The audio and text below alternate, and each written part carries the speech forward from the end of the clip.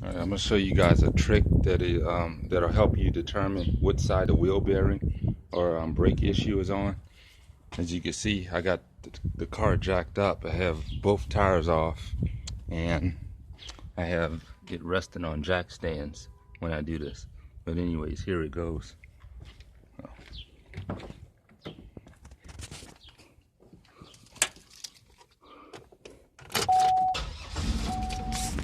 As you see, I'm gonna hit the brake pedal with my foot. You don't want to get in the car when you do this. So, hold on, let me set this down. Okay, the car is in drive, as you can see.